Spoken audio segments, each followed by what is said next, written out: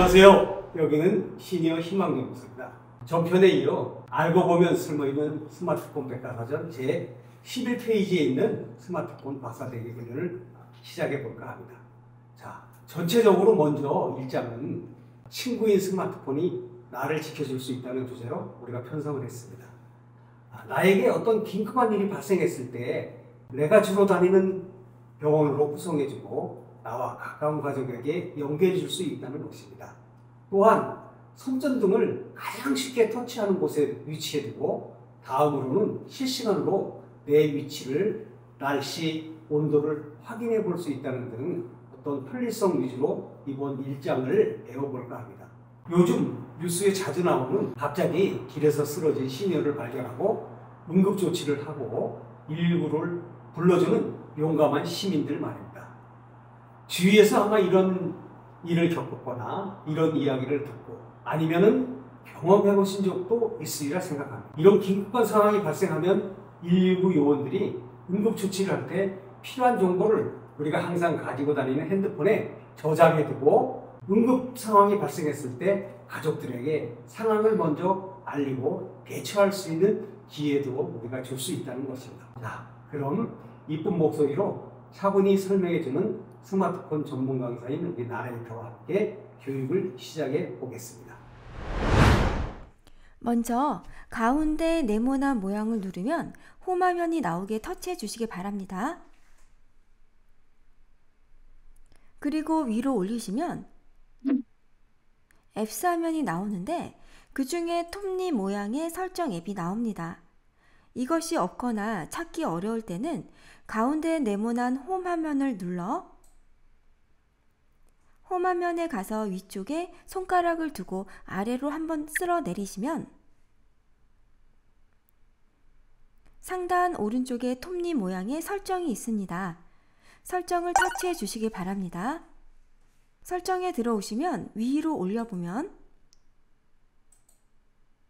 다양한 메뉴가 나옵니다.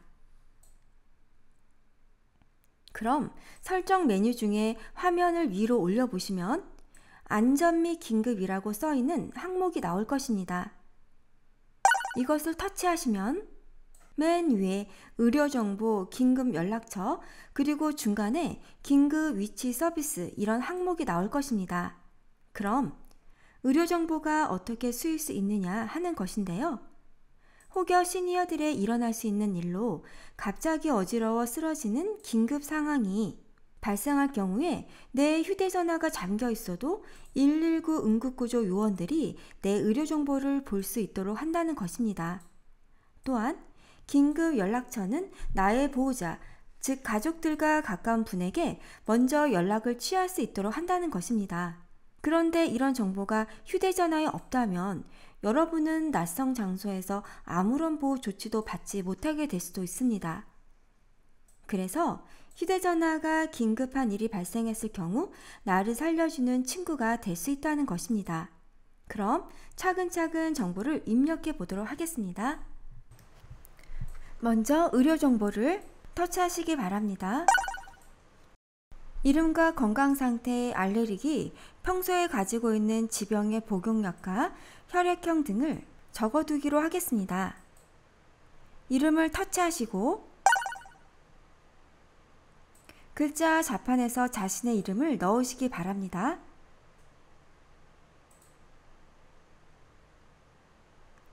이름을 입력하셨으면 지금의 건강 상태를 입력하시기 바랍니다.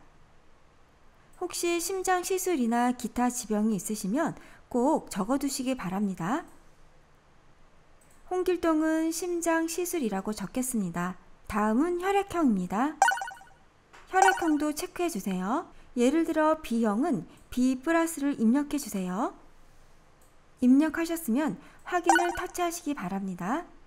알레르기가 있으시면 어떤 것이 있는지 꼭 적어두시기 바랍니다. 홍길동이 갑각류 알레르기가 있었다면 이렇게 갑각류 알레르기라고 적어두시기 바랍니다.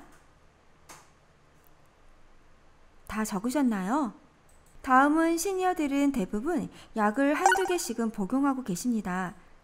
꼭 기재해 두셔야 긴급 상황 시 약물을 투입해야 하는 경우 부작용을 막을 수 있습니다. 그리고 다음은 제일 중요합니다. 참고사항에 여러분들이 주로 다니시고 건강정보가 있는 병원이 어디인지 꼭 적어두시기 바랍니다. 그럼 의료 정보를 모두 다 입력하셨으면 꼭 저장을 눌러 보관해 주셔야 합니다. 그럼 다시 하단의 뒤로 돌아가기 버튼인 꺽쇠를 누르시고 긴급 연락처를 설정해 보도록 하겠습니다. 긴급 연락처를 터치하시고 먼저 잠금 화면의 표시를 ON으로 바꿔주세요.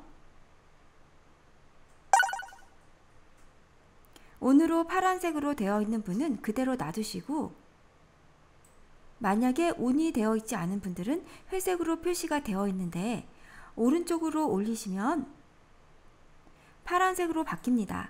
긴급 연락처 추가 버튼을 누르시면 이렇게 연락처 선택이라는 창이 나옵니다. 그러면 검색에서 긴급 상황 시 누구에게 제일 먼저 연락이 가야 하는지 확인하시고 자녀분이나 동거인을 먼저 설정해 두시면 좋겠습니다.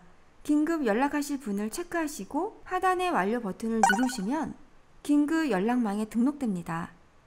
이렇게 한 분이 등록되었지요.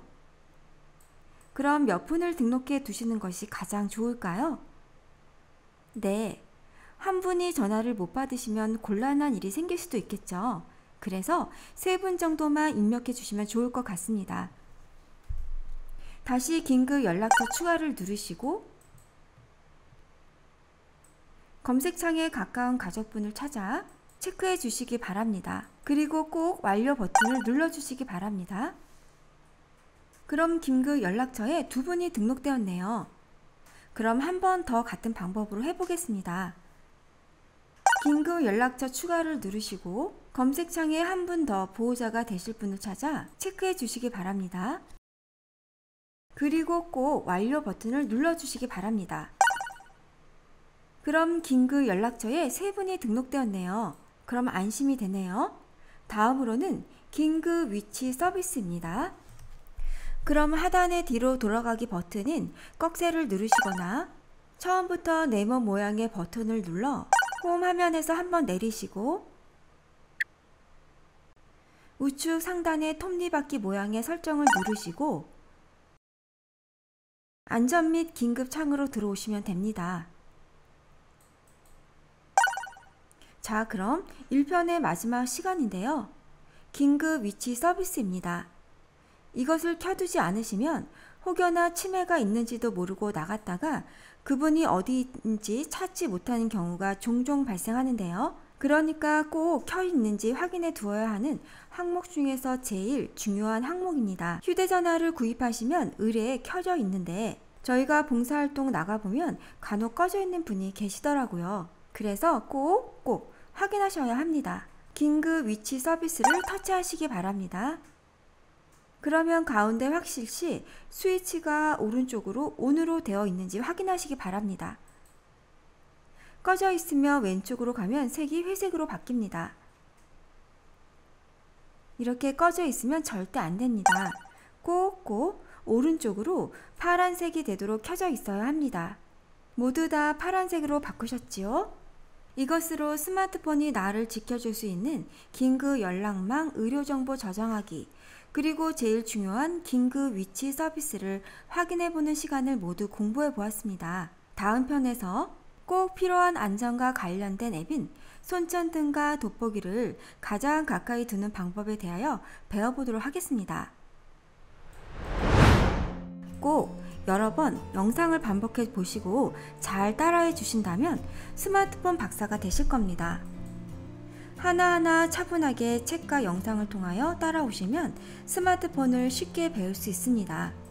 책자와 영상을 무료로 제공하여 예스 복습이 가능한 스마트폰 교육을 지금부터 시니어 희망 연구소가 함께합니다. 다음 편에서 뵙겠습니다. 감사합니다.